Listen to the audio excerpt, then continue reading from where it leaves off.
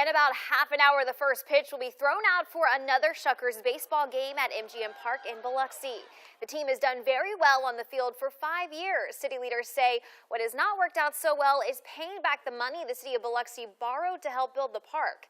Doug Walker has been investigating, and he joins us live with what he's found out.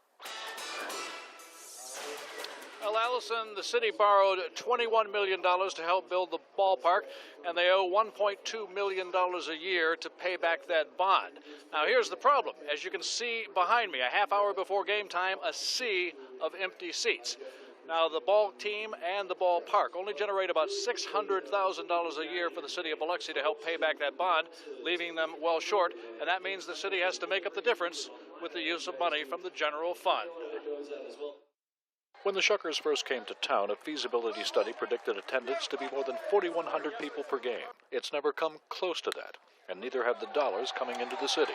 If he had been in office 5 years ago, would Mayor Fofo Gillich have signed the deal? No, not that deal. I could have made a deal, but not that deal. And it's turned out.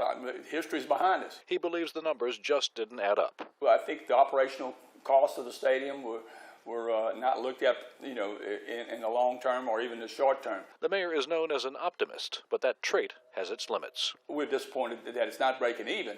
Well, of course, we will get there, and it may take longer and more negotiation and more creativity, innovation in order to make that facility be a winner. There's also a concern about market size. The coast is just not that big. That's a point. Look at what happened to Mobile. Mobile's a little bit bigger in operation, and I think they're moving to Huntsville. But yeah, that's certainly could be said. There has been some success around the park with new restaurants and other things. The hotel rooms are growing here in Biloxi. We're just getting ready to put 300 more online. It's right outside this window. You can see from this office. When the deal was signed 5 years ago, the city of Biloxi was going to be able to sponsor 12 outdoor events per year at MGM Park. The city hasn't come close to doing that yet, and there's one major reason why: Mother Nature. The biggest part of the stadium is outdoors.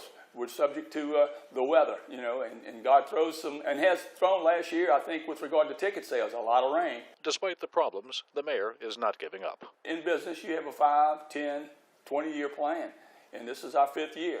And I think we'll act accordingly and do some things that we need to do.